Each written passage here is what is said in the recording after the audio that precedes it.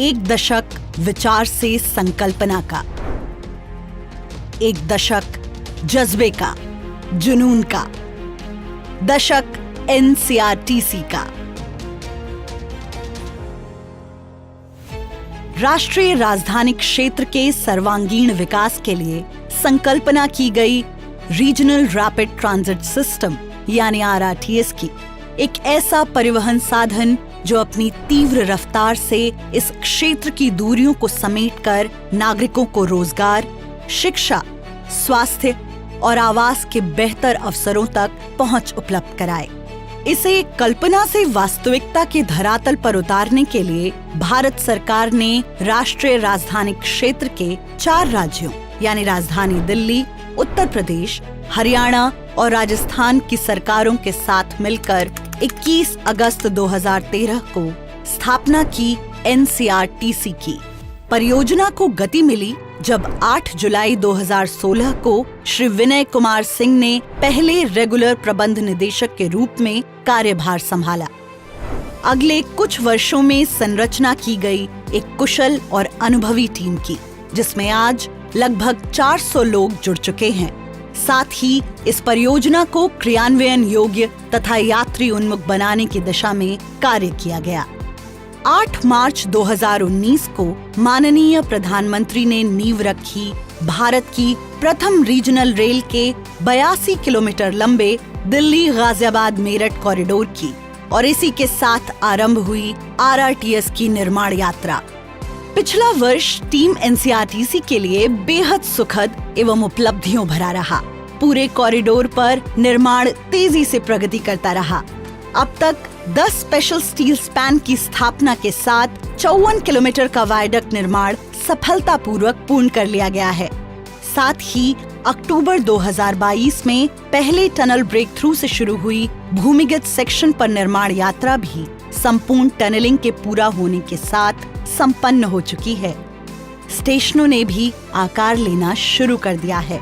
70 track kilometre के क्षेत्र में ट्रैक बिछाने का कार्य, 20 किलोमीटर पर सिग्नलिंग एवं टेलीकम्युनिकेशन का कार्य तथा 48 ट्रैक किलोमीटर पर ओएचई का काम पूरा किया जा चुका है। 2 आरएसएस और 5 एएसएस को एनर्जाइज किया जा चुका है।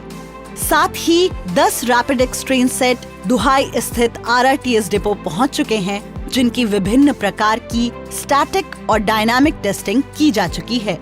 अनेक चुनौतियों के बावजूद टीम एनसीईआरटी समयबद्ध तरीके से गहरे तालमेल के साथ काम कर रही है, जिसके परिणाम स्वरूप इस कॉरिडोर के प्राथमिक खंड को निर्धारित समय सीमा से पहले ही तैयार कर लिया गया है। एनसीईआरटी आरआरटीएस के संचालन के लिए विश्व में पहली बार एलटीई कम्युनिकेशन बैकबोन पर ईटीसीएस तकनीक का इस्तेमाल कर रही है। इस सिग्नलिंग सिस्टम के साथ आरआरटीएस ट्रेन सेट की टेस्टिंग, सिविल इंफ्रास्ट्रक्चर के साथ इसकी अनुकूलता और 180 किलोमीटर प्रति घंटे की डिजाइन स्पीड पर पूरे प्राथमिक खंड की सुरक्षा संबंधी सभी जांच बहुत बारीकी से की गई है। इसी क्रम में व्यापक ट्रायल रन्स भी सफलतापूर्वक पूर्ण कर लिए गए हैं। मोर पंख की रंगों की हरी नीली आभा में रंगे वॉल आर्ट से सजे प्राथमिक खंड के स्टेशन परिचालन के लिए पूरी तरह तैयार हैं।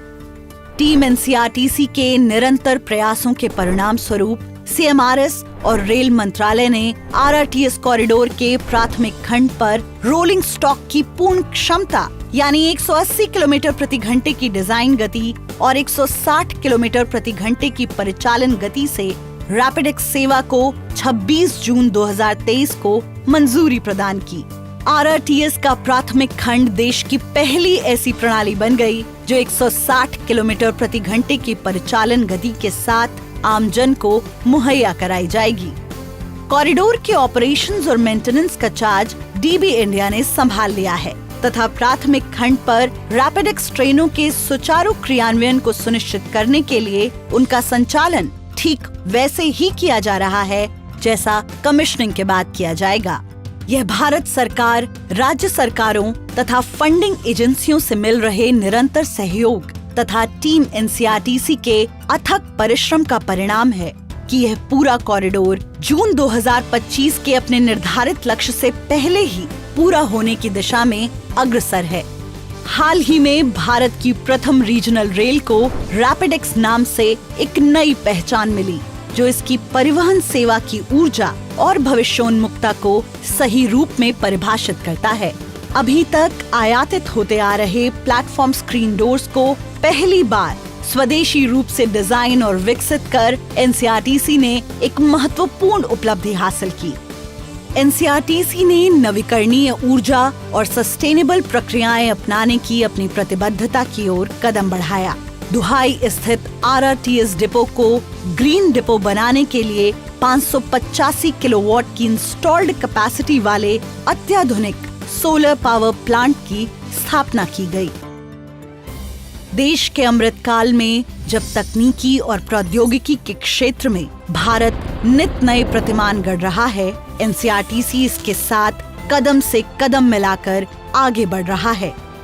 एक और जहां असेट मैनेजमेंट के लिए integrated real time enterprise asset management system यानी iDreams प्रणाली लागू की गई, वहीं दूसरी ओर परियोजना के क्रियान्वयन की यात्रा में अर्जित ज्ञान और तकनीकी क्षमता को साझा करने की दिशा में भी कदम बढ़ाया गया। परिवहन के क्षेत्र में किए जा रहे अपने नवोन्मेषी प्रयासों, तकनीकों के प्रयोग और उससे होने वाले लाभ पर चर्चा की शुरुआत करने के लिए एनसीआरटीसी ने न सिर्फ रेलवे, टीओडी एवं तकनीक संबंधी विभिन्न कॉन्फ्रेंसों और वर्कशॉप का आयोजन किया, बल्कि उनमें बढ़ चढ़कर भागीदारी भी की।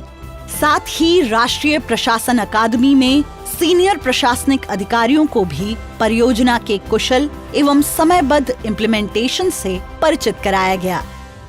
एनसीआरटीसी द्वारा किए जा रहे इन सभी कार्यों ने देश विदेश में उत्सुकता का संचार किया तथा विभिन्न गणमान्य व्यक्तियों और वरिष्ठ अधिकारियों ने इसके कार्यों को समझने और जायजा लेने के लिए दिल्ली गाजियाबाद मेरठ कॉरिडोर का दौरा किया।